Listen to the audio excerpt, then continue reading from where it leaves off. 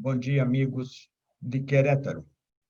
É mais uma vez um gosto estar com vocês e um grande honor poder ser a classe inaugural neste diplomado. Devo, em primeiro plano, agradecer ao professor Dr. Barrera Basol por esse grande honor, por la invitação que recebo. Tenho uma apresentação e esta apresentação lo vou a disponer a vocês. Vocês já la receberam de antemano, já la leyeron de antemano para podermos fazer um debate lo mais profícuo, lo mais eficiente possível. É um gosto, então, poder novamente acá, de forma virtual, em função desta pandemia, estar com os mexicanos em um tema que é o tema do biopoder campesino. E já vou começar com a primeira diapositiva que está na tela. Quando nós falamos do ahuehuete, o árbol sagrado de Nezahualcóyotl, é muito importante porque hoje dia vemos em México que o ahuehuete está em el rocío de la noche,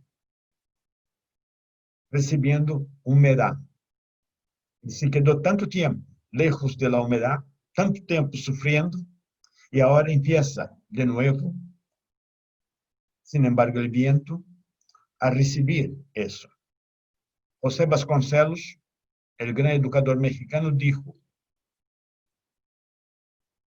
civilizações de valor generam culturas e amores cósmicos. Você sabe muito bem de lo que hablo. Quando vemos o tlacuache e se alimenta de las víboras, ele é protegido em seu sistema imunológico do veneno de las serpientes. Sin embargo, não é por isso que ele se alimenta da víbora. Ele se alimenta de las víboras porque convive com elas há milhões de anos. Desta evolução e desta resistência e deste convívio é que nasce os valores para enfrentar as dificuldades. Então, nós temos que entender isso, e por isso traemos esta reflexão. Esta reflexão para nós é fundamental.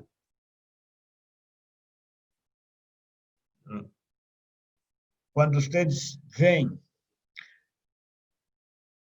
se falar de grandes transformações, um científico soviético, há muitos e muitos anos, propôs que as transformações em el Sol tinham grande influência na Terra.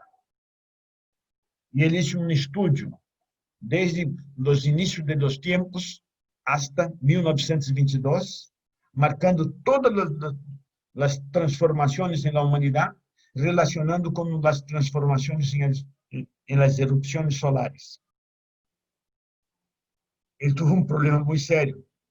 Já disse que teve um problema porque, quando ele disse que a Revolução de 1905, em Rússia, em 1917, teria uma influência solar, isso causou um certo incômodo a los governantes e quiseram que ele se retratara. Ele não se retratou. Passou 8 anos na cárcel e depois mais 8 anos em reeducação.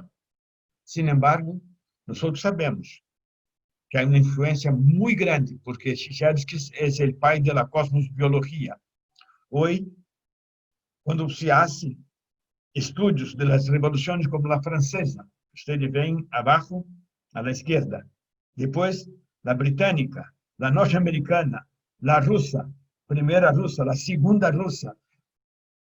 Depois, a China, a cubana e a de Ayatollah Khomeini em Irã. Todas elas têm uma relação com isso. Também a mexicana. É importante nós dizermos isso, para podermos entender as coisas. Estamos hoje com uma foto que não é muito agradável. Vimos, há coisa de 2 semanas, o senhor presidente dos Estados Unidos cruzar uma praça que estava cheia de pessoas fazendo uma manifestação para sacar uma foto com a Bíblia na mão frente a uma igreja. Ele abriu o caminho com balas, com gás lacrimógeno, para evitar uma manifestação cidadana. Sin embargo, nós vimos 2 dias depois o general que o acompanhava dizendo uma coisa muito fantástica. Eu estava mal, em um tempo malo, fazendo uma coisa que não era correta, e nós então vemos que um subordinado do comandante-em-chefe dos Estados Unidos, em um ato de integridade, condena a hipocrisia de seu chefe, e muitas vezes nós não temos a capacidade de perceber isso. E é importante porque eu puse allí na Bíblia o julgamento ao próximo. E o julgamento ao próximo é importantíssimo, porque quando nós queremos algo, temos que nos preparar, não para ver o cisco em el ojo ajeno, se nós não hicimos antes tuvimos a capacidade de ver a viga em nosso próprio ojo. A hipocrisia do presidente dos Estados Unidos e a integridade do militar da Casa Blanca demonstra como nós podemos agir, accionar. E isso é importante para nós. Por que digo isso? Porque quando falamos de agroecologia é muito sencillo. É necessário falar sempre de los venenos que não foram criados para a agricultura, foram criados para a guerra e foram criados para matar gente. E quando chega a vez de proteger os campesinos, é proibido falar disso. Assim é em todo o mundo, aún hoje. Por isso que os grandes criadores de los venenos, como Fritz Haber, como Carl Duisberg, como Richard Kuhn, têm galardones como prêmio Nobel, os dois. Pero nunca nós falamos de los milhões de lucros. A propaganda disse que o DDT é bueno. Mas é bueno para quem? Para a Geigy que lo criou? Nós não conhecemos o DDT.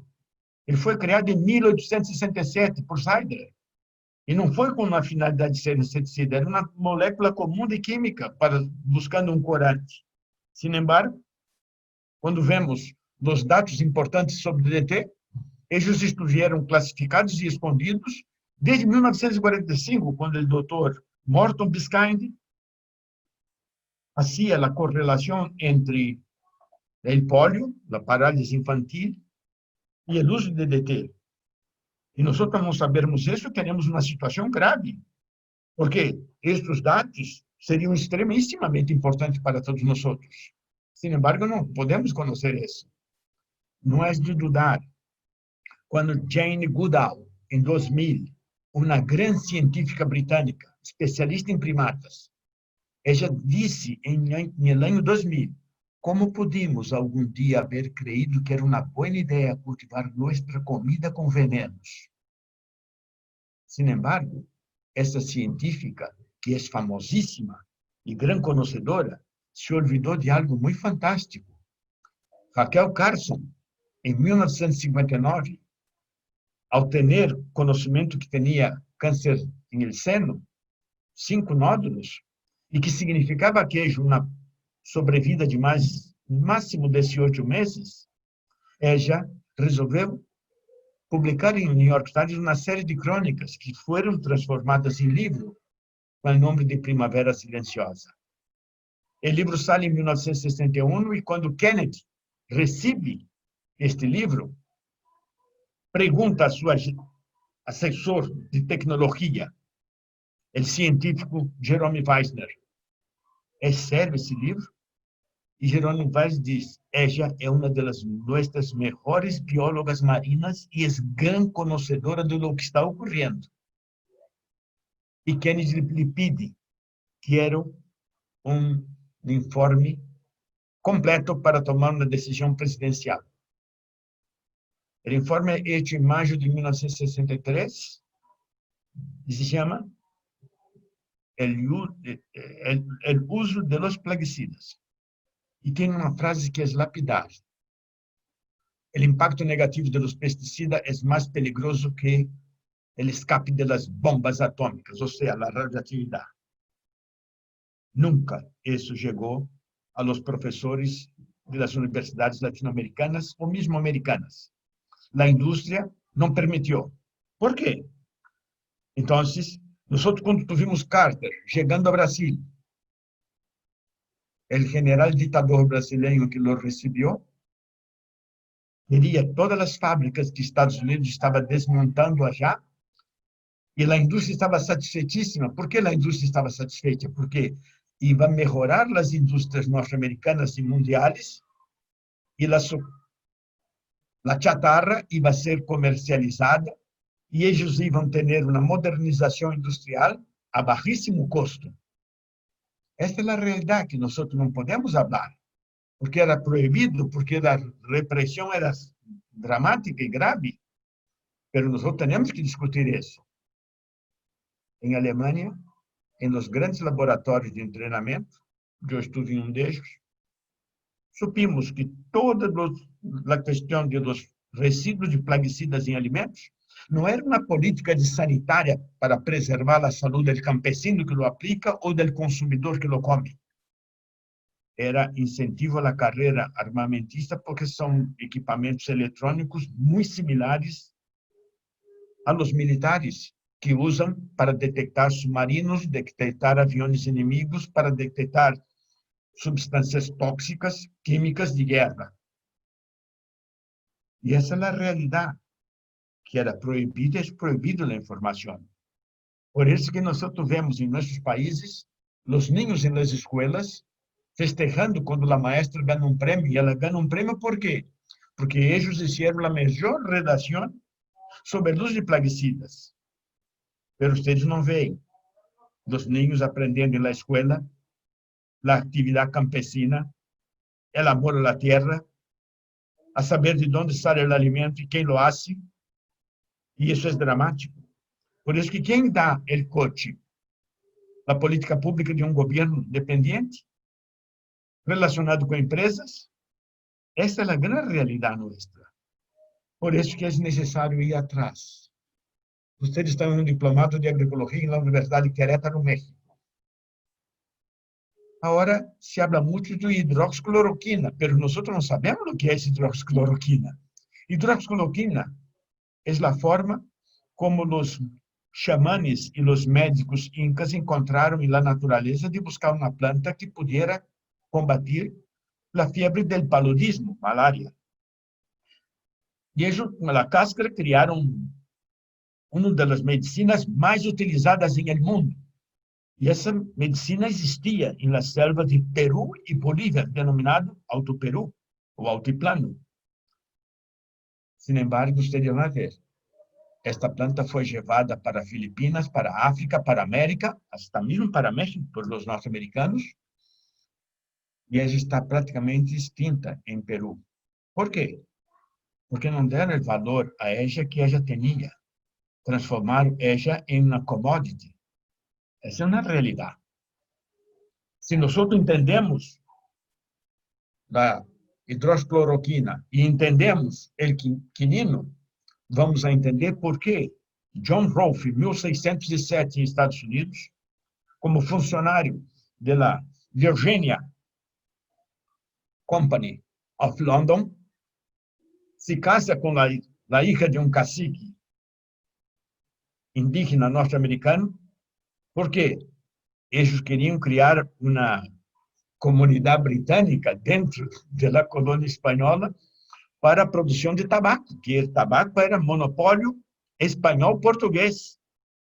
E esse tabaco vai trazer um elemento fantástico que nós tampouco relacionamos, que é a esclavitud africana. A canha-de-açúcar aumenta essa esclavitud. E nós, então, temos que ler o que diz a 13ª emenda, criada depois da Guerra Civil nos Estados Unidos, que obriga-se a fazer a liberação dos escravos. Mas o último Estado norte-americano que liberou os escravos foi em 1895, 35 anos depois de 1865. Essas coisas não se conhecem. Nós não temos informação. E da mesma forma como nós não conhecemos o que ocorreu em Índia para o cultivo do anil, aquele anil que as abuelas utilizavam para limpar as roupas de las camas. Anil, que é uma planta leguminosa sacada da natureza e transformada em um produto. Pues a reina Vitória tentou controlar os campesinos de Bengala e foi derrotada, porque eles fizeram uma huelga de 3 anos. Uma huelga é parte desta agroecologia. É fundamental entender isso, porque eles foram pacíficos e sencillamente proibiram de cultivar el anil, porque todo o pigmento do mundo estava em manos de aqueles campesinos que não tinham poder, que estavam subordinados à corona britânica. Nós conhecemos Gandhi, Mahatma Gandhi, e ele disse: eu aprendi muito com os campesinos de Bengala para poder conduzir a liberação da Índia. Que coisa fantástica, que coisa maravilhosa. Então, agora podemos chegar a saber quem é esse campesino. Em outras vezes já falamos sobre isso. Quando vemos estas manos com 10.000 anos, 10.000 anos em Argentina, impregnando as cuevas, entendemos a satisfação de aquele que come. Em limpiar as mãos ou plasmar ali sua cultura. Se miramos um pouquinho mais, vamos ver que esta mano que está em França,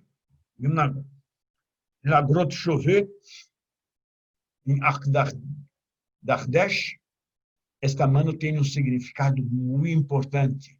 Esse significado nestes 5 dedos e o pulgar opositor determina que esta mano é humana.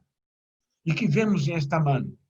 Vemos as 5 espécies que há em agricultura. Observem bem isso.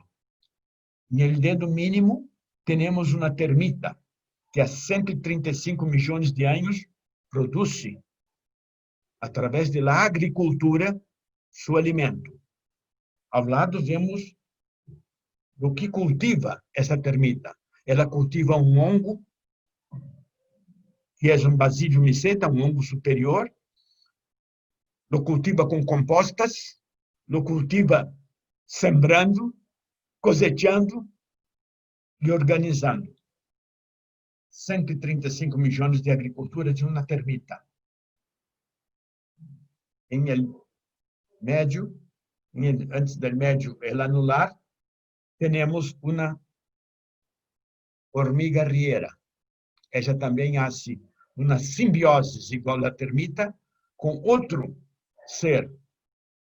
Também um Basidium miceta, um hongo, distinto um pouco, e a hormiga riera hace isso há 90 milhões de anos. Ela hace uma composta.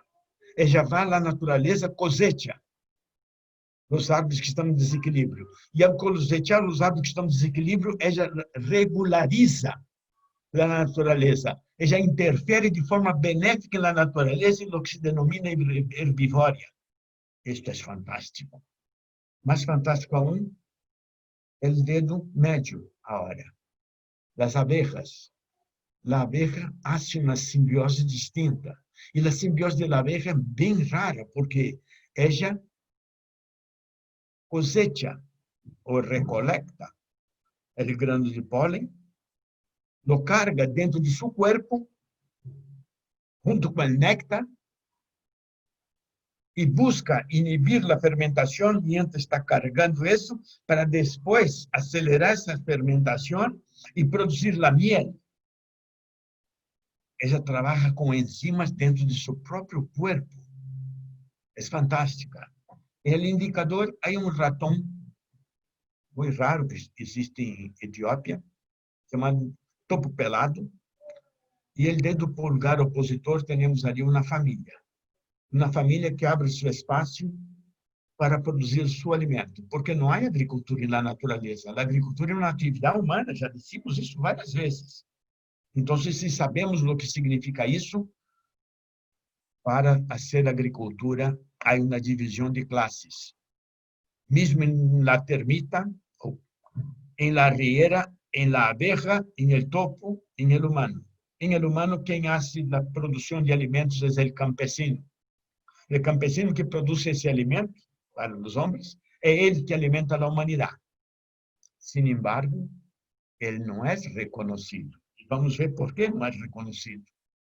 Hablamos antes de los plaguicidas. Es raro. Ustedes ahora ven una imagen fantástica. El Waltley. E quem conhece o Waltley, quem vive em Atenco, sabe o que é o Waltley. O Waltley é o caviar azteca. São larvas de uma certa mosca que vive em los lagos de Texcoco. É riquíssimo. É um inseto. E o caviar azteca é hecho com inseto. Então, o inseto é extremamente importante. Vocês bien sabem, México é o país que mais consome proteína de insetos em el mundo. São 600 espécies de insetos comestíveis em todo o México. Em el mundo são 1.681. Nações Unidas agora determina que se deve começar a consumir muito proteína de inseto, porque é mais barata, mais rica e mais sana. A pergunta que hago a você é: como vamos compatibilizar o insecto e o inseticida? Por que não foi pensado antes? Em 1930, 40, 50. E culturalmente, os campesinos tinham estruturas organizadas para aproveitar os insetos e consumi-los. Como se hace também em Brasil, em toda a América, em todo o mundo. Nós, às vezes, não nos damos conta das coisas e não entendemos como se manejam essas coisas. Se falei de insetos, justificando que não deveria se usar inseticidas, vamos falar das setas e dos hongos. Quando você tem setas e hongos, jamais deveria poder usar fungicidas. E o que mais se usa hoje são fungicidas. Abaixo temos todos os nomes de las setas e hongos comestíveis cultivados em México. Não cultivados, também recoletados em la natureza. Vocês conhecem o que é uma nanacatl em azteca, em náhuatl? Vocês sabem o que é isso? São os hongos comestíveis que nascem em bosque, pero nascerá estes hongos comestíveis de altíssimo valor. E México é o maior produtor em América e um dos maiores do mundo, de la recolección. Haverá isso como uso de fungicidas? E agora, 80 anos depois, se empieza a tentar controlar isso. Pero vamos mais adelante, mais allá. Isso é um hongo, uma seta. El de la izquierda é de cultivo orgânico. El de la derecha é cultivo com abonos químicos e agrotóxicos. Qual dos dois tem mais saúde? É uma foto Kernel. Você vê que de la izquierda tem muito mais saúde. E por que não sabemos isso? Nunca supimos isso. E agora? Não, é que agora é comida de élite. E o pobre? O pobre terá que comer com veneno, porque não tem dinheiro para pagar o que é caro. Esse é o jogo pesado que temos nós hoje. Então, nossa agroecologia tem que ser discutida de uma forma distinta. Todo mexicano sabe que é um quelite. Quelite são as plantas que acá em Brasil se dizem punks. São as plantas que nascem espontaneamente em la tierra campesina. E que durante 8, 10 mil anos nós aprendimos a consumi-las, não só para a alimentação, também como planta medicinal para a cura. Quando von Humboldt chegou a México, começou a perceber a importância de aquilo que ele, em Alemanha, nunca havia visto. Sin embargo, havia estudado todo. A escola transforma, cria. E ele pudo aprender com os campesinos, com os chamanes, com os mais velhos de uma cultura e transferir essa riqueza para a Alemanha. Nós, às vezes, não podemos abrir a boca para dizer: Não se pode destruir os quelites. Não se pode destruir as plantas medicinais. Hoje, temos que ir mais allá. Não quero nem sequer que tenhamos xamanes ou sabedoria indígena campesina. Indígena campesina, é importante perceber isso. Por isso é importante. Uma foto Kern agora de plantas medicinais. Sabremos dedicar o valor. Vamos falar de uma coisa muito importante. No momento que a humanidade se prepara para trabalhar com dimensão 3D, das impressoras raras, um xamã, um agroecólogo, trabalha em la 4D, das 3 dimensões de afuera e uma que está adentro, que é su cerne, que é mais do que um valor sencillo, é o valor em la saúde e la espiritualidade, de la riqueza que nós não temos condições de saber aún. É produto de la sabedoria. 3D versus 4D. Essa é a pelea agroecológica. É importante poder dizer isso, porque às vezes nós não temos memória do que passou no passado. Quando hacíamos a carne de sol, a carne salada ao sol, o monopólio era gigantesco e pertencia à Inglaterra. Quando alguém resolveu colocar a carne fresca, não mais salada ao sol. A sal é um grande conservador, mas perigoso para a saúde. Quando alguém começou a colocar a carne dentro de botelhas de vidro, com certos preservantes, e isso ele não pôde fazer isso já em Europa ou em Alemanha.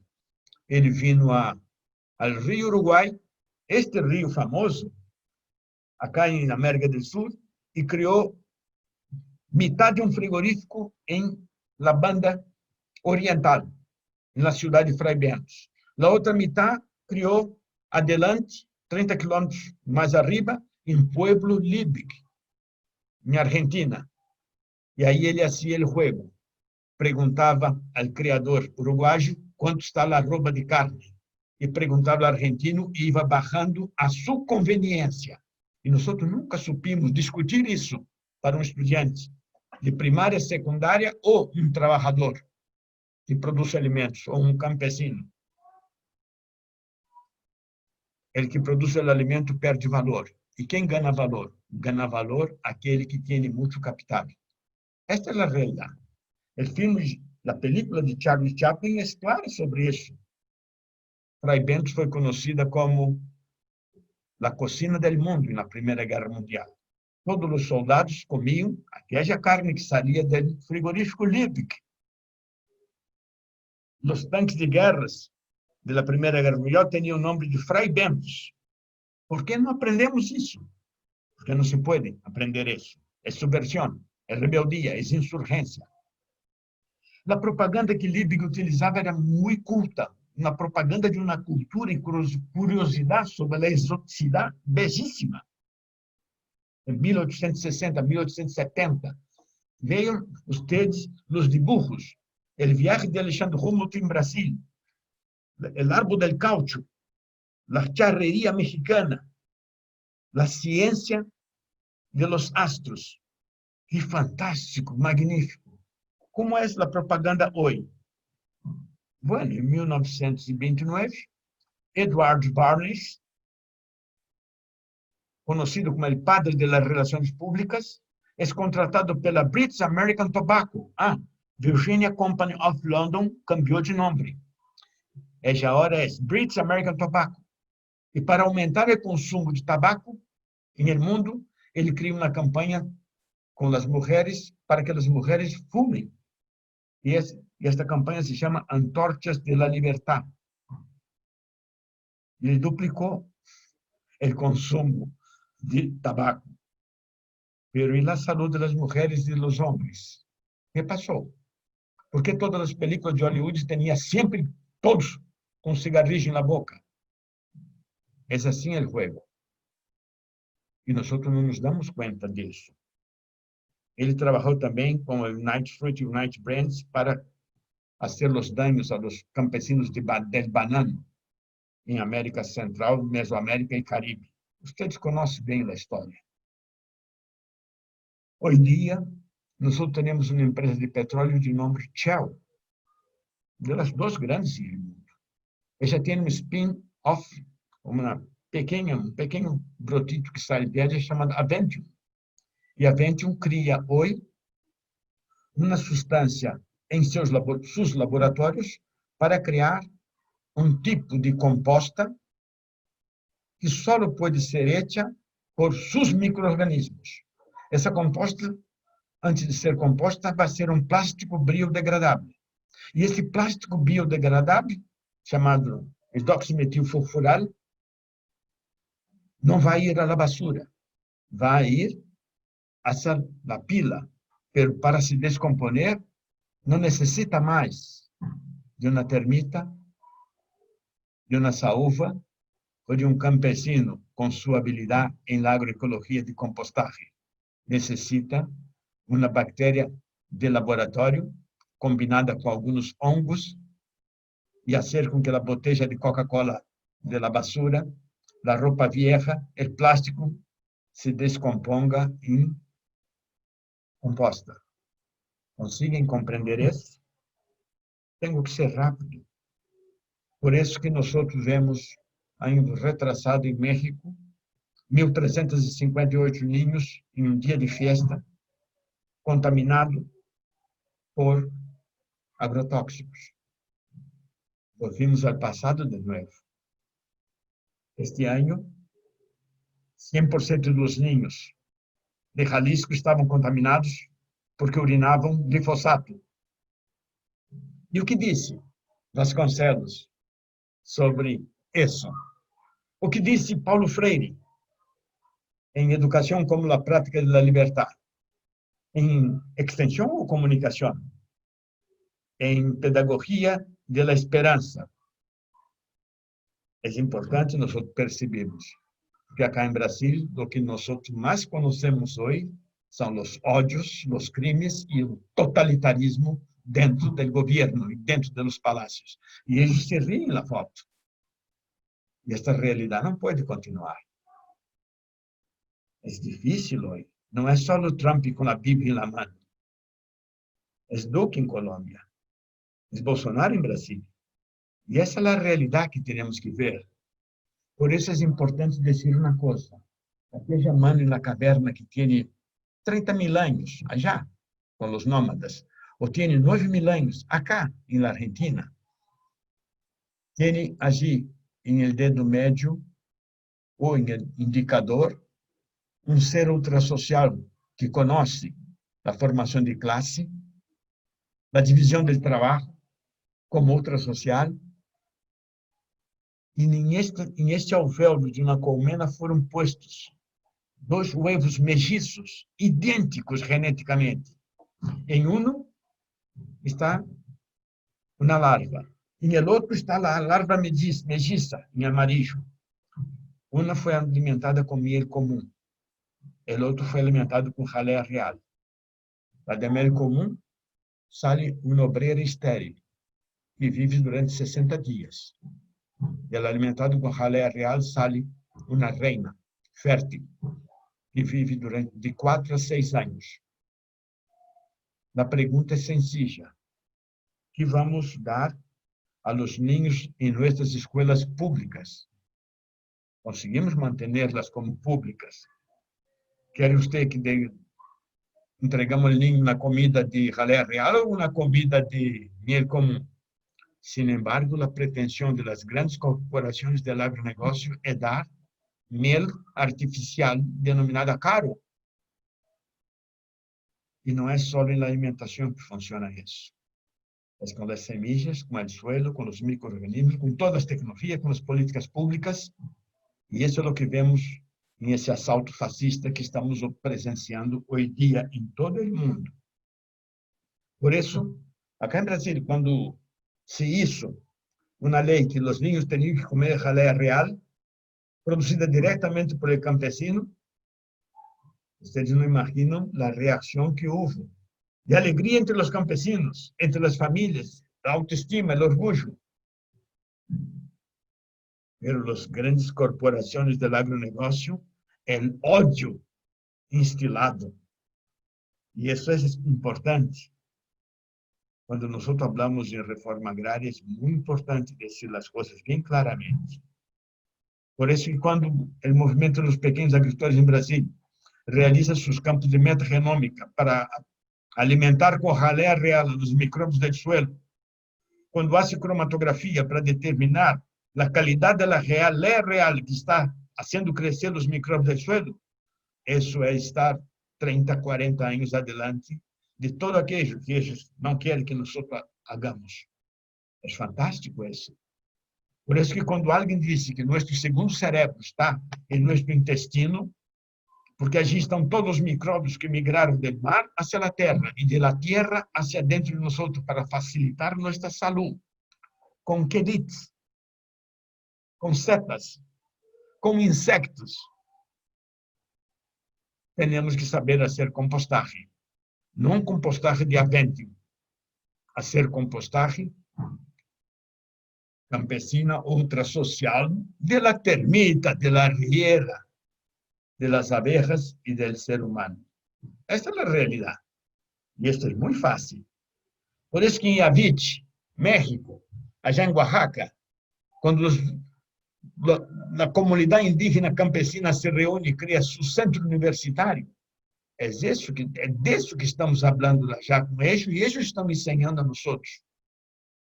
Todos esses muchachos que estão aí, todos eles têm curso superior. Ustedes veem a humildade e a sencillez de todos eles. Isto é fantástico. Não é normal isso na América elitista, que não sabe o que é ser ultrasocial. Quando vocês vão a Guerrero e encontram os campesinos produzindo água, não estão fazendo chover, estão conservando a água em el suelo, reestruturando a paisagem, construindo caminhos de paz e alegria. Eles trabalham com a agricultura de jalea real. É fantástico esse manejo. Incomoda muito, por supuesto que incomoda.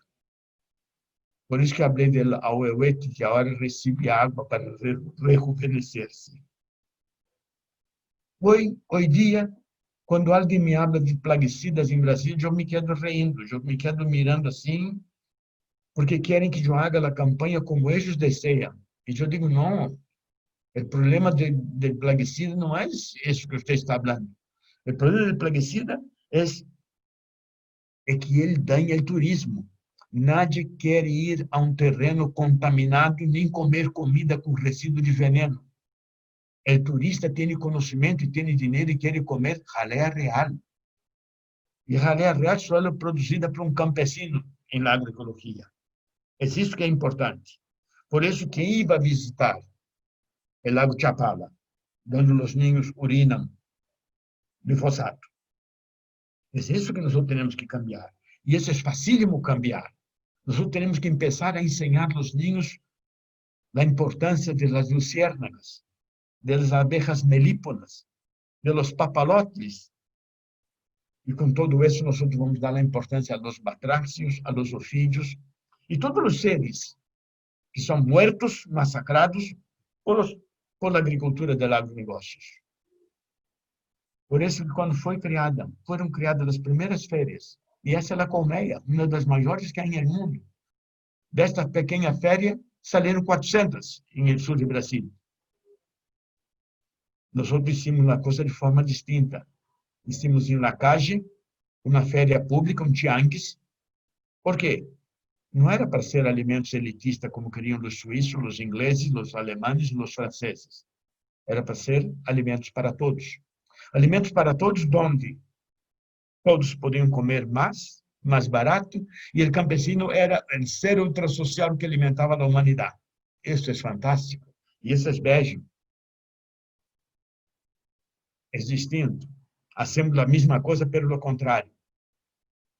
A colmeia generou coisas fantásticas. Empezó a utilizar baculovírus, combatió los agrotóxicos, trajo tecnología de punta que nadie en el mundo tenía. Y cuando ustedes ven la foto del Supremagro, los biofertilizantes enriquecidos, el fosfito para sanear los ambientes, para evitar accidentes, el biochar, las harinas de rocas, todo eso sale de un movimiento social organizado. Son personas organizadas que crean una agroecología que es distinta de la agroecología del Departamento de Estado de Estados Unidos de América. Es una agroecología campesina. Voy a decir más fuerte. Es una agroecología con sabiduría indígena y campesina. Y ahí sí, podemos estar 40 a 50 años adelante de ellos, del agronegócios, que tienen todos los derechos, no pagan sus deudas y masacran la naturaleza, los indígenas, los quilombolas y las poblaciones tradicionales. Para entender eso, vamos a avanzar de una forma distinta. Trabajamos con la vida. Y trabajamos con la vida a través de un M. M elevado a la potencia sexta.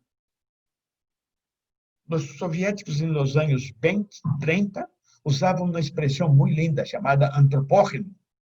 O sea, las creaciones humanas, las generaciones humanas. M a la sexta es importante, porque M de qué? M de mineral, de las harinas de rocas. Pero el M de mineral tiene que estar imbricado con el M de los microorganismos, en la 2. Pero el M de mineral con el M de microorganismo tiene que estar imbricado con la materia orgánica, M a la 3. Pero necesita del ser ultrasocial que maneja la composta natural, sea termita, sea saúva, sea abeja, sea humana, para hacer el compostaje. Eso se llama manejo M4, manejo de la materia orgánica. Pero cuando usted crea toda esa integración, es necesario considerar el M5, que podría ser el M1, que es el Sol. El Sol tiene un magnetismo gigantesco y esta energía magnética del Sol transforma esta materia orgánica, esses microorganismos, esses minerales, y crea vida. Y esta vida, al tener valor, crea una mística espiritual. Estamos a la sexta potencia de M.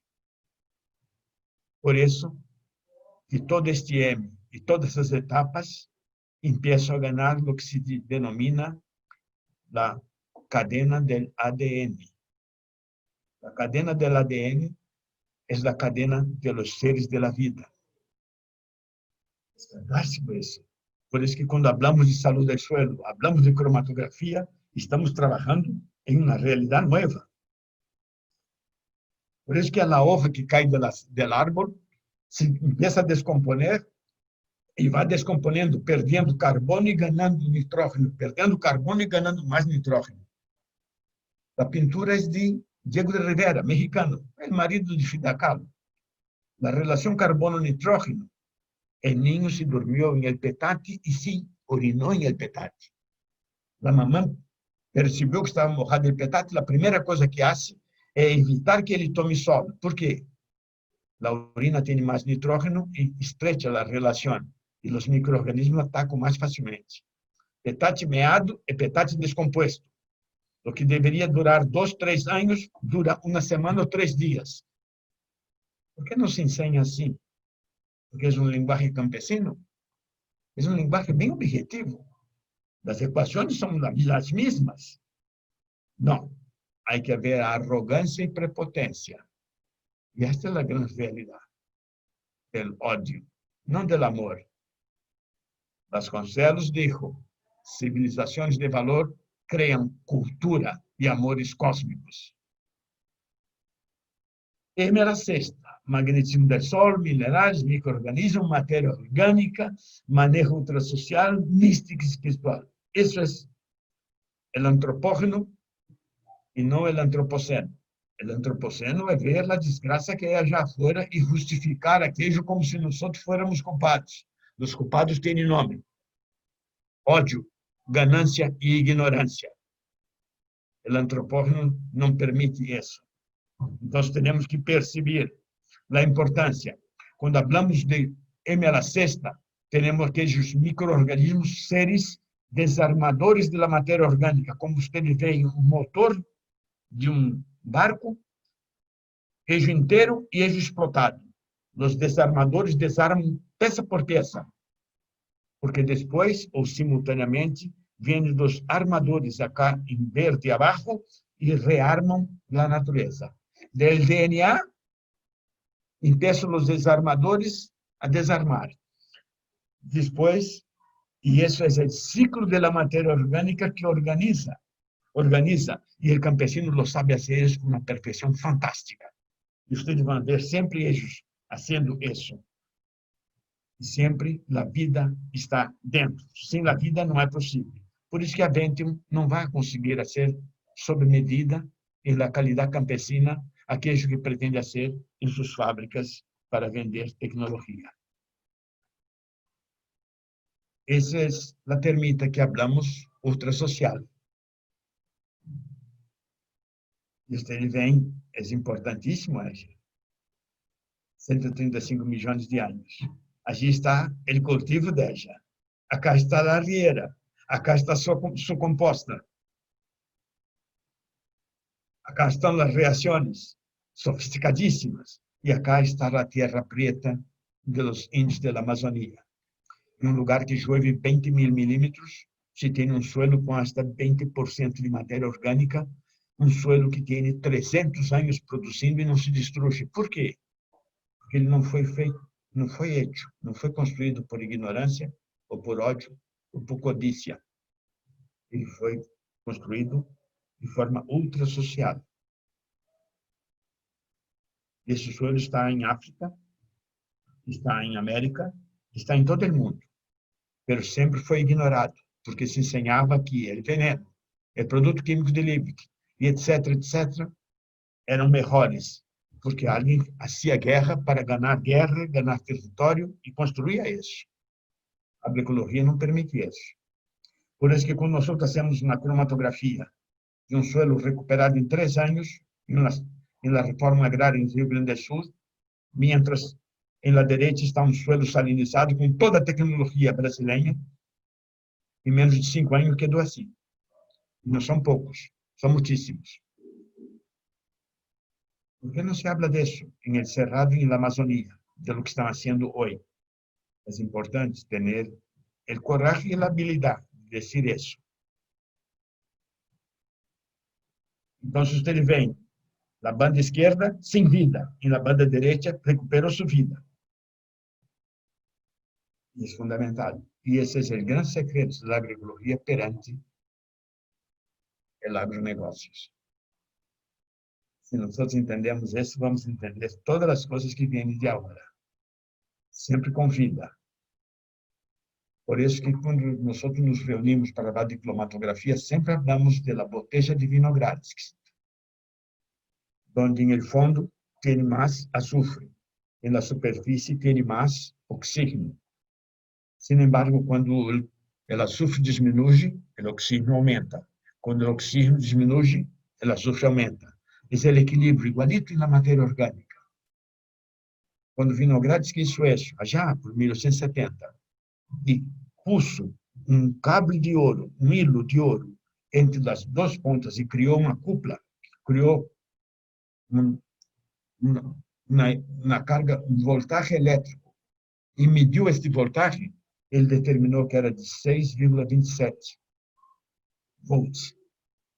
La mismo voltaje que impone o pulso do coração. Em cada centímetro dessa botella, del fundo hacia arriba e de arriba hacia el fondo, há ser que se adapta a uma quantidade ideal de oxígeno e uma quantidade ideal de açúcar. Eles não se mesclam. E essa é a agroecologia campesina. Esse é o compostagem. Esta é a M elevado a la sexta potência. E é fantástico isso para nós. Esto es México y esta es la cuna de la Revolución Verde en el Valle de Mayo, en el Valle de los Tres Ríos, en el Valle Yaqui.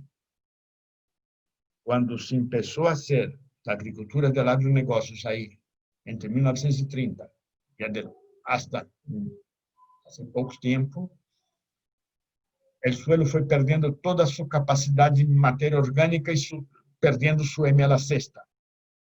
Das análises de suelo que teriam 12,5% de matéria orgânica à esquerda, nos cromatogramas abaixo, foram degradando e hoje estão em el extremo de la derecha. Este suelo tem 0,05% de matéria orgânica. Quem perde? Quem deixa de ter a jalea real do suelo para produzir o alimento agroecológico de qualidade? A pergunta é pertinente. E quem gana? Gana o ódio, gana o autoritarismo, gana as grandes corporações. Por isso, nós sempre traemos nossos cromatogramas entre morte com herbicidas e vida sem herbicidas. Vocês veem a diferença. Por isso, estamos sempre fazendo essas análises. Por isso, fizemos a comparação entre as análises de 4 suelos em Rio Grande do Sul. E todos aqueles que tinham valores altíssimos de fertilizantes, de substâncias químicas, ao final, eram os piores. Os que estão abaixo é o suelo mais pobre, muestra 3. Então, o que ocorre? Essa muestra 3 estão os mais pobres, todos linha roja. Sin embargo, quando vemos os cromatogramas, é o mais equilibrado suelo porque está com M a la 6ª potência. É isso que temos que entender. Acá temos que entender outra vez. Eles trabalham com 3D. Nós trabalhamos com 4D. Por isso que quando o campesino, com seu cromatograma na mão, sabe do que é saúde do suelo, do que é organização e qual é a função ultrasocial de classe, o consumidor queda mais contente e com o mesmo cromatograma sabe do que vai comer, qualidade. Esse é o jogo. Essa é a luta. E este é o mañana de todos nós. Para isso, temos que pensar na juventude. E quando pensamos na juventude, é importante perceber que o jovem sempre vive em comunalidade. Sua convivência é fantástica. Se vocês querem entender isso, é muito importante perceber que todo jovem segue um triângulo. O triângulo de um jovem tem um color azul de la liberdade, que é sua base. Do lado esquerdo estão os direitos, e do lado direito do triângulo estão os deveres. Para entender o que é liberdade, a gente que não sabe o que é liberdade, há que entender um livro muito importante. É fácil. Se chama Filosofia Mapuche. Os Mapuches são um povo que trabalha com ouro, com prata, são grandes agricultores, têm uma organização social muito famosa, hoje habitam mais Chile, na época habitavam muito a Argentina e o sul, a Patagônia. E a filosofia Mapuche, libertar não é ter dinheiro em el bolsillo para comprar coisas. Libertar é aquilo que você necessita para exercitar sua plenitude. Esse livro é muito bom. A mim me gusta muito recomendar livros. O outro está à la direita, o livro de Von Humboldt chamado Cosmos. Com Cosmos e Filosofia Mapuche, o jovem se organiza. A Europa, quando utiliza os jovens e os inserta em la sociedade, lo hace normalmente através de ONGs ou de organizações paralelas a ONGs. Sin embargo, nós, às vezes, não nos damos conta do que ocorre entre nós. Quando vemos as políticas públicas para os jovens, nós não vemos juventude e democracia. Nós vemos juventude e totalitarismo, onde a liberdade é substituída por o laissez-faire. Os direitos é substituído por consumismo e os deveres por alienação. E o triângulo cambia de lado, porque para consumir é necessário ter dinheiro, para laissez-faire é necessário ter dinheiro, Para a alienação é necessário ter dinheiro. Então, nós não nos damos conta de que toda a violência que vivimos está em função deste triângulo, e não do triângulo anterior. E é fundamental entender isso. Mas o principal que os regímenes autoritários querem é a individualidade. A individualidade é a enfermidade que vivimos. Por isso que quando falamos de biopoder campesino, o campesino necessita organizar seu território. Quando ele organiza o território, ele tem uma comunalidade integral em esse território. Ele tem uma questão agrária trabalhada. E ele tem um modelo de agricultura que nós denominamos agroecologia campesina, indígena campesina. Questão agrária, é bom ler Karl Kautsky. Para entender território, modelo e questão agrária, Frederico Engels, com Dialética da Natureza. São livros que muitos pensam que são livros políticos. Não, esses são livros de ciência. Então, nós podemos avançar. Porque o agronegócios, ele cria um individualismo prepotente, arrogante e corrupto, onde o território não existe, existe o capital. O direito não existe, existe a necessidade de concentração da terra. Onde o dever tampouco existe, existe o complexo agroindustrial militar. Este complexo industrial militar denunciado por Eisenhower em 1954. E aí temos que ler livros buenos, como La Grande Transformação, de Carl Polanyi, prêmio Nobel, ou de Mike Hart e Antônio Negri, como Império. Por isso, vocês vão compreender que, quando se habla de agronegócio, se habla de totalitarismo, se habla de negacionismo, teoria da conspiração, dos movimentos, e não sabemos ler. Por que se enfraquece das ONGs? Por que não se permite organização? Por que se lançam fake news? Por que existe perda do valor do suelo? Existe perda da autonomia, da perda da água, la erosión genética y pérdida de semillas, la devastación de la biodiversidad, el cambio climático, la destrucción de biomas, todo eso hace parte de un complejo gigantesco. Es importante nosotros percibimos eso. Por eso que cuando jóvenes quieren volver al campo, retornar al campo y empezar a construir la telaraña o el tejido ultrasocial, ellos no quieren que ocurra eso, ellos quieren que el campo quede envejecido, não rejuvenescido. E esta é a grande peleia que existe em todos os 5 continentes. Hoje, eles querem concentrar o máximo da terra e o capital para ter poucas corporações determinando o que você vai comer e pagando o que eles determinem. Por isso é bom se fijar em Mauro Marini, Dialética da Dependência, em Vernadsky com a biosfera, para poder enfrentar aquele que foi criado já em 1842 por Justus von Liebig, com sua carne embaçada, com seu leite em polvo, com seus fertilizantes solúveis. Esta é a realidade. Por isso que hoje, quando hablam de teoria das conspirações, cosechando cerezas, os falsos espertos, cambiar as regras do jogo, as falácias lógicas, o arranque rojo, o espantapájaro, tudo isso são mecanismos para evitar a consciência. Então, para construir consciência é necessário ler, estudar. Aqui temos alguns livros. Princípio de Geologia, de Charles Lyell. Temos Origem das Espécies, de Charles Darwin. Temos Ernst Haeckel, Artes e Formas da Natureza, o papá da ecologia. Temos Apoio Mútuo, de Kropotkin. Temos Simbiogênese, de Kozupoliansky. E temos Microcosmos, de Lynn Margulis. Com essas leituras, que não são leituras tecnológicas, são leituras de base para formar organização e consciência, nós podemos fazer na agroecologia e entender aquela mão com 5 dedos, a mão com 5 dedos nas cuevas, e o significado do campesino alimentando a humanidade.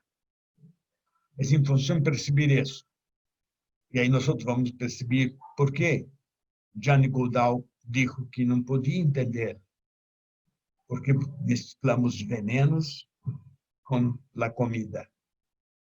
Nós não entendemos, sempre não entendemos. Porque agora, eles dizem que a natureza, a sociedade e a economia têm que ter intersecções relacionadas. E essas intersecções, a natureza, a sociedade e a economia, têm o mesmo tamanho. E quando a natureza e a sociedade estão em interseção, é importante. Por quê? Porque a superposição das duas, sociedade e natureza, é pequena. É menos de 12,5% de cada uma. Sin embargo, já é suportável. E como suportável, passa a ter um valor fantástico, muitíssimo maior que toda a natureza sola ou toda a sociedade sola. Quando a sociedade se reúne com a economia, esta relação tem que ser justa, a interseção justa. E a mesma situação é pequena, mas o valor é gigantesco.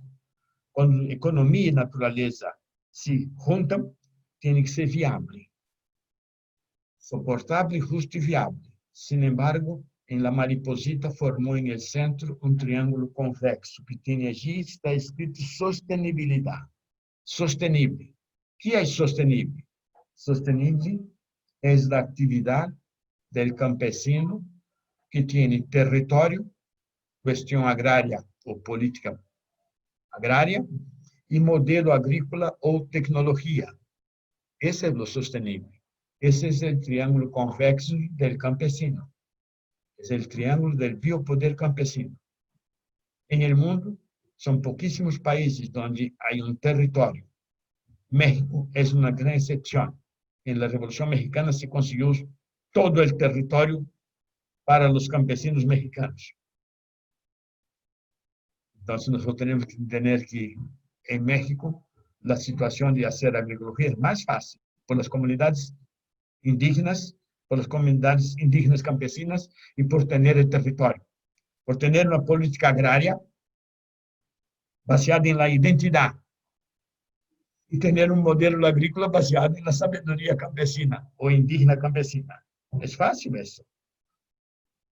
Em el agronegócios, é uma expressão dos argentinos.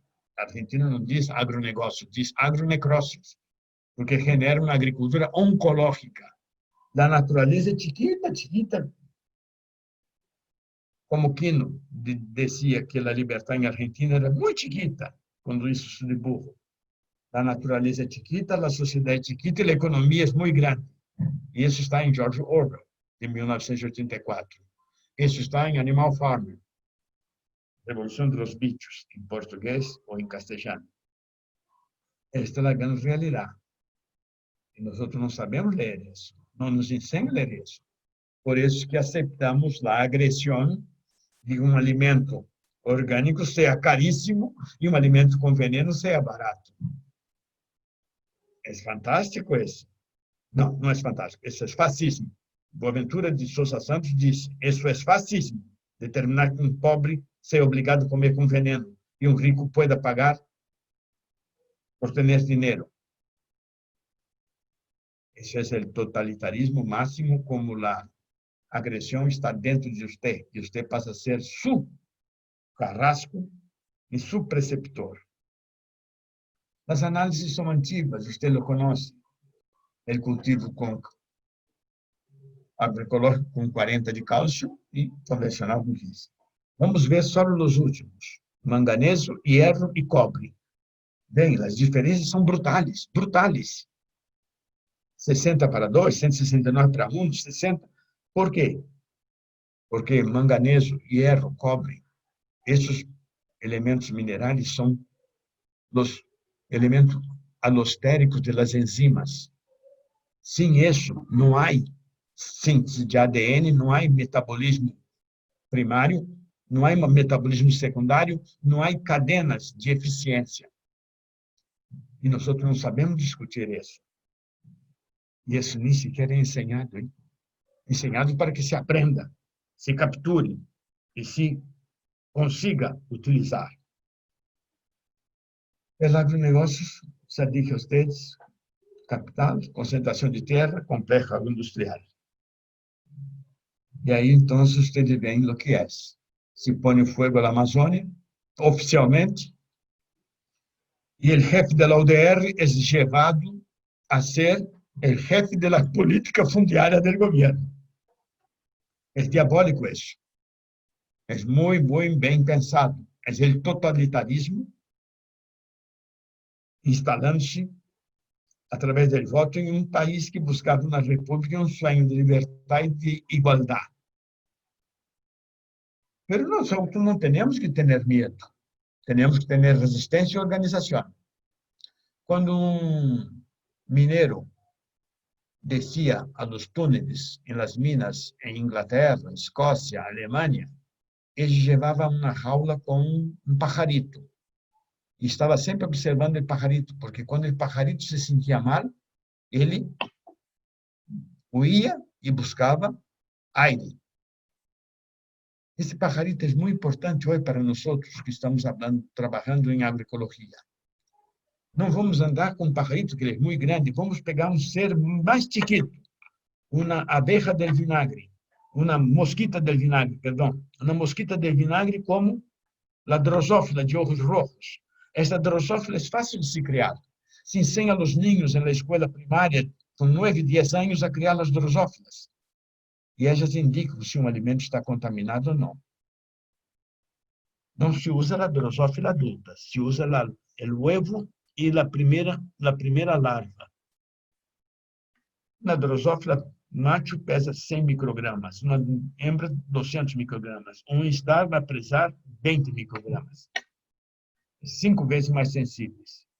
Podemos fazer isso. Podemos fazer isso com alguns seres que naturalmente estão em água, como as pulgas de águas. Podemos fazer isso com pequenos ovos de rana.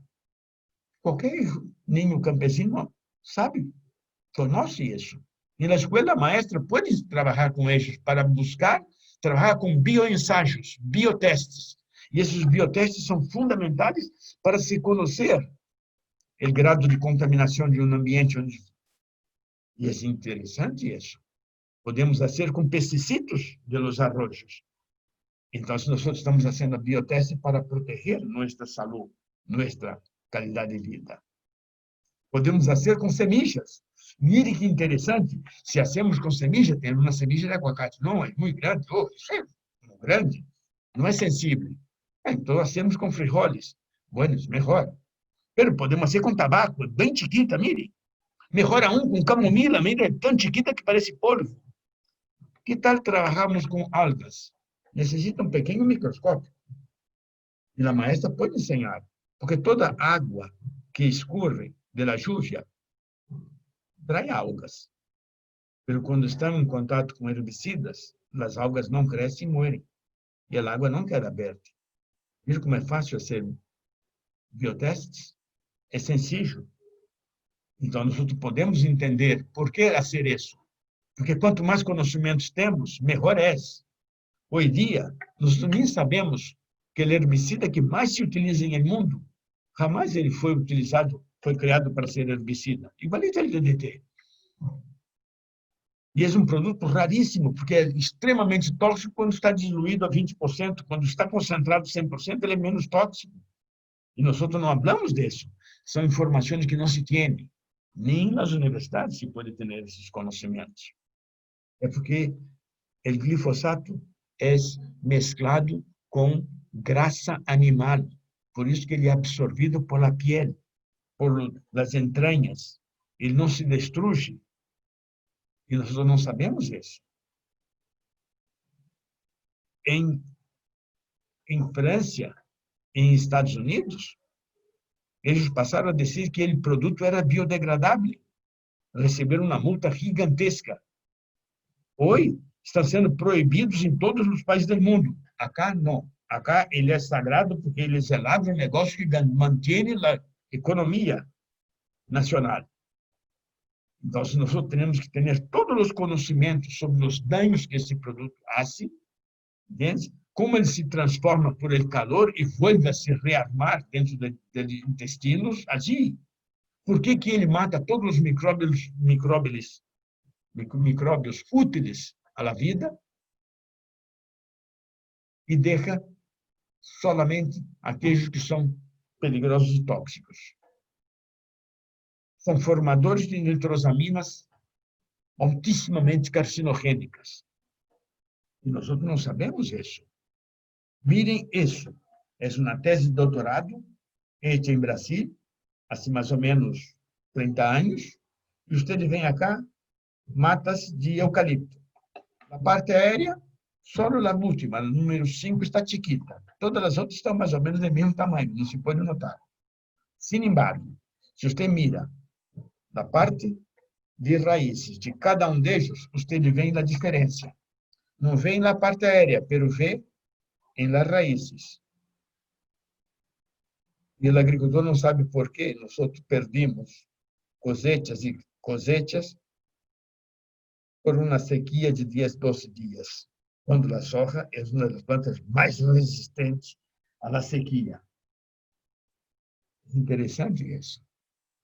Acá em São Paulo se fez um ensaio. Se comprovou que as plantas que nascem em meio do café, quando é rociado o glifosato em ellas, antes de morrer, liberam por las raízes e contaminam as raízes do café, mesmo que não tenham banhado o café. Esse é o ensaio. Então, vocês veem, se protegeu o café, se banhou só as plantas adventícias, denominadas malezas, e começou a dañar o café. Miren, com glifosato e que não tinha glifosato. Vem a diferença? Mas não foi aplicado sobre a planta. Foi aplicado em las malezas. Mas é proibido decir isso. Isso tem 30 anos e nadie habla sobre isso. É incrível isso. Então, estão os cafetales totalmente sem produção, de baixa qualidade, e nós não sabemos ler isso. Lo mesmo é o naranjo. Naranjos que deveriam ter saúde e vigor, por el efeito da intoxicação por las raízes, ele vai perdendo seu sistema imunológico e vai quedando mais frágil. Isso é São Paulo. A mesma coisa em México, em Veracruz. Mire, uma planta parecendo que tem 150 anos, quando não tinha 25. E é fantástico, porque em el sul do Brasil, em las parreiras, na vida, é a mesma coisa. E quem perde? Perde o campesino. São 26 anos que tem essas análises. Então, nós temos que perceber o que significa isso do ponto de vista de ciência, do ponto de vista de organização política, de consciência. Em Canadá, onde se aplica glifosato, e no ano seguinte o trigo nasce com enfermidades. Para quem é bueno? Para quem vende el fungicida. Para ele é bueno. Ganham nas duas pontas. Em 1995, um científico canadense detectou que uma planta tinha um sistema imunológico em rojo alto, allá arriba. E quando aplicava glifosato, ele se ia destruindo na linha pontada branca. Então, para quem é bueno, repito novamente, para quem vende os produtos químicos, é complexo agroindustrial militar. E essa é a realidade. Por isso que nós vimos, não só em Brasil, em México, em todos os países do mundo, as plantas agora resistentes a glifosato são plantas mutantes. Nos Estados Unidos são como 200, mais, já aumentou muitíssimo. Brasil são como 90, Argentina são como 30, China são 97, 127 em Austrália. Essas são as plantas mutantes que surgiram. São plantas que surgiram por as semillas transgênicas que são resistentes a glifosato. Dentro dessa realidade, nós obtemos a solução. E a solução encontrada foi usar 2,4-D para aplicar pero aplicado de avión, la deriva fuera del cultivo alcança 30, 40, 60 quilômetros. E o que ocorre? Se destrói toda a produção de barreiras de pessoas humildes que estão lejos e nem sabem do que ocorreu. Isso não é um problema só de México, de Brasil, de Argentina ou de Colômbia. É em Austrália, é em França, é em Hungria, é em todo o mundo isso, mas é proibido falar isso, porque o complexo agroindustrial tem poder, faz a norma, cria os diretores dos organismos multilaterais.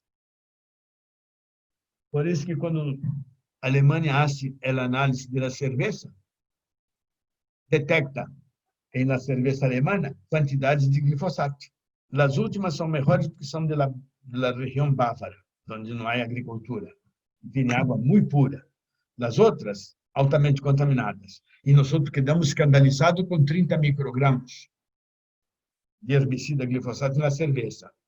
As mamães norte-americanas fizeram as análises da leite materna e encontraram de 3 vezes a 18 vezes mais em la leite materna da mamã americana que em la cerveja alemã.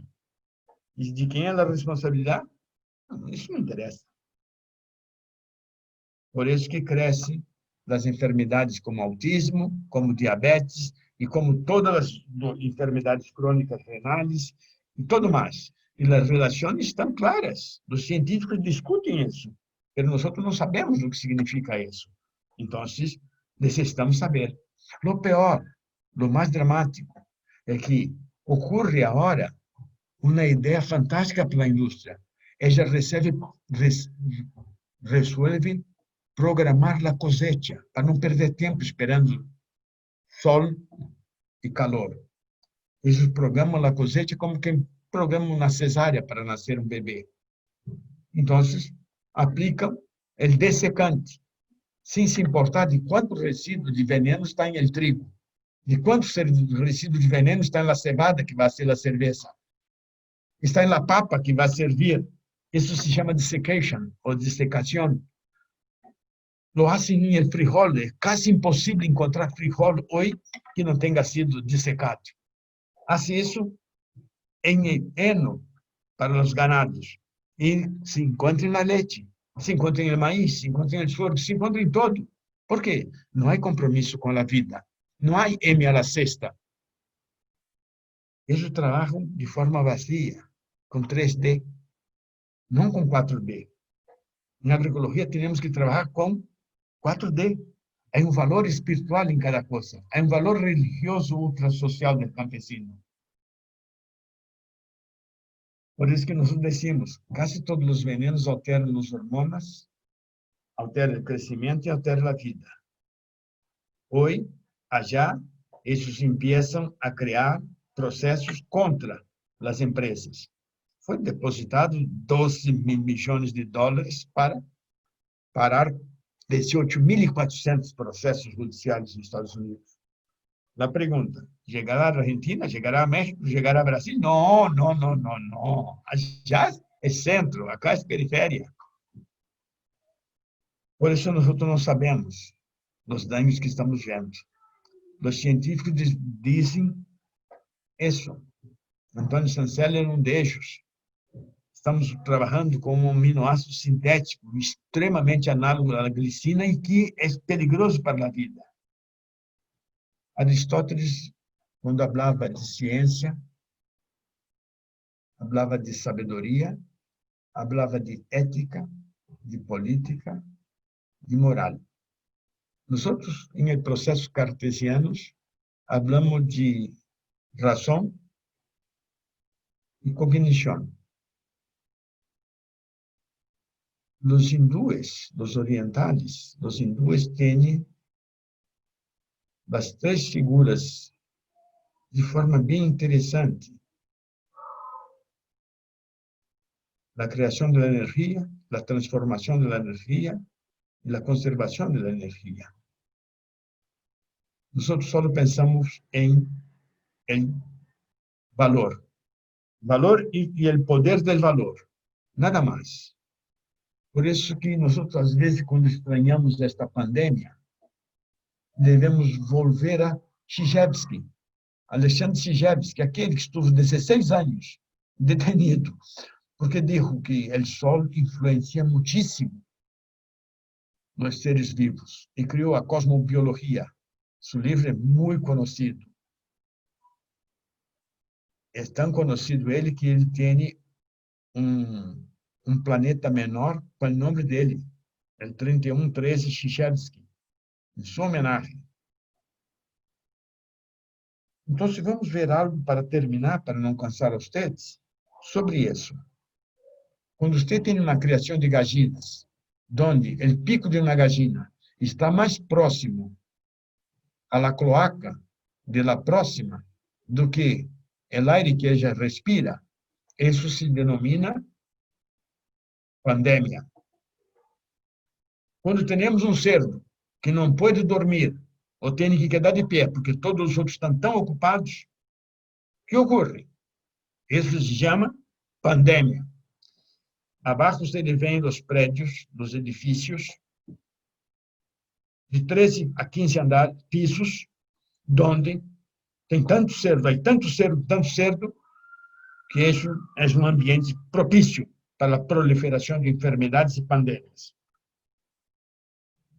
Do mesmo quando você junta para ser feedlot, para ser confinamento de animais para criar ganado. O hocico do animal está mais cerca ao traseiro do outro do que do aire que ele necessita para respirar. Esta é mala qualidade. Esta é a vida. Não é só em terra que ocorre isso. Ocorre nas criações de pescado em los rios e em los oceanos, como os salmões de Chile. Isso é pandemia. Este livro é muito bom. Grandes agronegócios cria grande pandemia. Foi escrito por Robin Wallace em 2015 e denuncia todas as enfermidades que vão ocorrer. Esse segundo, em verde, coronavírus, é de los alemães. Foi escrito em 2015, já tinha mais especificidade. Ele indiano chama-se Covid-19, portada azul. Abaixo vocês vão ler, este site tem material muito bom para estudar, de Yuri Diegin, é um estudante soviético. É o mais perfeito que foi escrito hasta hoje, de lo que nós temos conhecimento sobre as causas e por quê. Nós, às vezes, não nos damos conta. Pandemias sempre existiram, mas uma a cada 100 anos, 50 anos. E nos últimos tempos, elas estão cada vez mais próximas. Mais próximas por quê? Porque trabalham com 3D, não trabalham com 4D. É só 3D. Dinheiro, dinheiro e dinheiro. Ultimamente, das piores pandemias estão acá. Em menos de 20 anos, nós teremos todas elas. Qual será a próxima? Já se está prognosticando a próxima. Então, nós temos que perceber o que significa isso. Um pouco de história é bueno. Arriba está a ilha de Reims. Reims é uma isla criada para trabalhar com vírus em 1904 em Alemanha. Alemanha Imperial, reunificada. Em 1904, quando os nazis entraram no governo, este senhor que está acá à esquerda, extrema esquerda, se chama Heinrich Himmler, chefe da SS, da Gestapo. O segundo, Himmler era engenheiro agrônomo.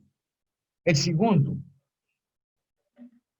é Richard Farré, é argentino, de origem alemã. É o ministro de Alimentos e Agricultura de Alemanha, nazista. Engenheiro agrônomo.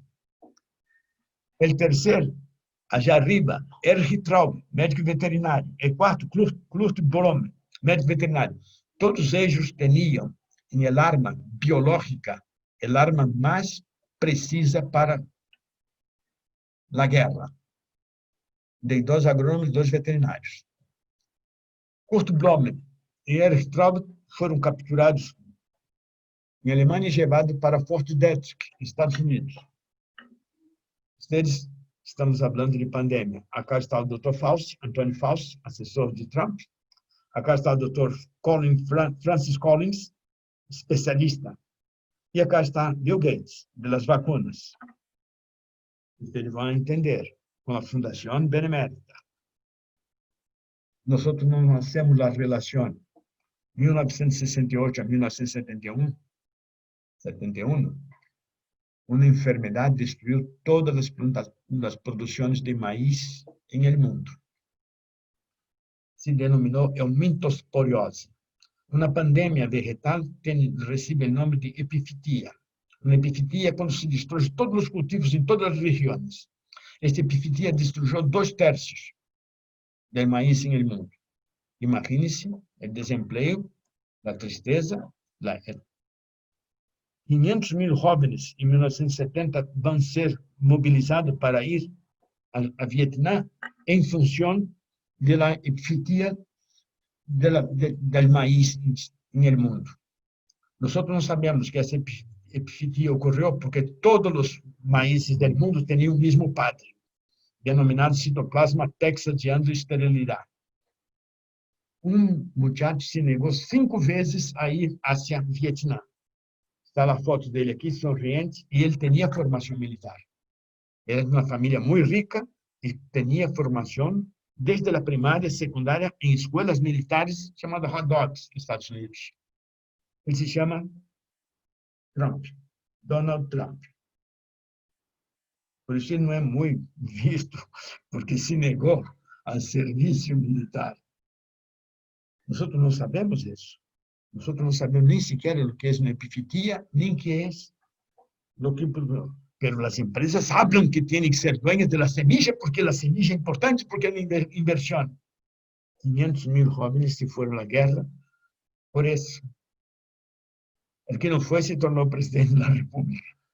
É importante nós percebermos a diferença, porque quando se falou do mal da vaca louca, o mal da vaca louca nada mais ocorreu, porque as ovejas muertas por uma enfermidade foram hechas harina de carne e colocada na comida das vacas. Esta harina de carne, com uma oveja enferma, enfermou as vacas e em 20 anos matou quase todo o rebanho da Europa. E mientras ela não morria, não estava enferma, se sacava as glândulas para ser hormonas. E os niños que foram para quedar maior receberam injeções das glândulas. Que ocorreu? Também morreram. E a enfermidade da oveja, que passou para a vaca, que passou para o humano, se chama Jacob-Creutzfeldt. Mal de la vaca louca ou scrap. Scrap, tembladeira. Mal de la vaca louca, Jacob-Creutzfeldt. Essa é a realidade. Por isso que quando habla-se de pandemia, de coronavírus, esta doutora trabalhava com a SIDA. E hacía a tentativa de produzir vacunas em 1980. Foi perseguida, estuvo detenida, e ela agora resolveu escrever, em 2015, um livro de nome Plaga, Peste. Ela escreve Peste e é um best-seller. O nome dela é Judy Mikovits, ou Mikovits. Judy Mikovits se tornou uma ativista contrária ao desenvolvimento dessas grandes corporações de vacunas. Não há vacunação contra essas empresas. E ela escreveu o segundo livro, A Plaga da Corrupção. É importante entender isso, porque nós vamos entender algumas coisas. Hoje, o Pentágono tem uma série de laboratórios, todos esses que estão aí, para terceirizar os serviços de investigação em armas químicas. Paga para que se desenvolvam seguindo o que ele faz, ao mesmo tempo que controla todos que estão fazendo, para saber o que estão fazendo. Interessante isso. Wuhan, China, é laboratório de 4º nível para a produção de vacunas. E vocês viram toda a história, e a história é bem atual. Em 2015, esse laboratório é inaugurado. E é interessante, porque sempre que se busca fazer uma vacuna, não é uma vacuna 4D, não, é uma vacuna 3D. É uma vacuna que tem que ser a mais barata para toda a população do planeta, não pode ser uma vacuna para uma região ou para uma cidade. Tem que ter a dimensão do agronegócio, não, do negócio da vacuna. Então, nessa dimensão, é necessário buscar uma célula que tenha a dimensão do universo. Então, se busca o quê? Aqueles seres mais alejados do ser humano, e se busca cultivar uma célula que seja mais resistente e mais agressiva. Por quê? Não pode ter variação. Tem que ter no mínimo ao máximo para criar isso. E isso traz, às vezes, algumas coisas, como as endotoxinas, que obriga a buscar outros seres de outras épocas. Por isso se falou tanto em el murciélago e em el pangolim, em China. Nós não sabemos nem sequer como se faz isso. Por isso que se cria dentro de cada gene, dentro de cada estrutura de ADN, uma situação. E aí vocês vão ver coisas interessantes. Uma jovem Shang Guo sai de China para estudar e viver em Canadá. Trabalha com o professor Frank Plummer, que é especialista em vacunas contra o SIDA. Ella, Shang Yu, trabalha no laboratório do Instituto Nacional de Microbiologia de Manitoba, Canadá. Hoje, há uma pandemia mundial que já tem uma quantidade de mortos que assusta. Em Brasil, já está se alcançando os 90.000. Em esse final de mês, se alcança os 90.000 mortos. São 1.100 por dia. O Dr. Frank Plummer muere de forma muito estranha em Quênia. Em Estados Unidos, o professor Charles Lieber vende, comercializa um vírus hacia os chinos. O chefe do Serviço Secreto Britânico denuncia que há interesses militares por detrás disso. O prêmio Nobel abaixo, Frank Montagnier, disse que o vírus é sintético e foi criado em laboratório, não é uma coisa natural. Então, você tem um lío louco, onde você só sabe uma coisa: somos as vítimas. Não temos outra alternativa, somos as vítimas. E isso é a realidade. Por quê? Porque alguém quer fazer vacinas 3D. A pergunta é: quando tenho paz de espírito, quando como um alimento 4D, quando tenho medicinas 4D, como os quelites e as plantas medicinais, tenho que me preocupar? Não, pero aí o lucro não tem a mesma escala. Por isso é muito importante dizer uma coisa fantástica em agroecologia. Em agroecologia, não é a escala de ganância do capital que vale, é a escala de felicidade do campesino, sua família, imbricada dentro da realidade de uma sociedade. É magnífico dizer isso, porque no passado, nós fomos obrigados a cambiar a leite materna por a leite em polvo, de vaca. Hoje, a mesma empresa disse que a água não é para todos, que a água é para dar lucro, e ela quer ser dueña da água, a mesma Nestlé. E nós não leemos isso. Quando a niña Greta hace sua huelga escolar por el clima, eu me acordei de tão chiquitita que parece uma abejita, dessas abejitas melípones. Já está aí, decimos nós, em Brasil. Angelitas, se diz em Colômbia. Das abejitas que não agorreiam, não te picam. São muito lindas. Essas são as grandes. E quando se habla que as abelhas estão desaparecendo, essas são as europeias.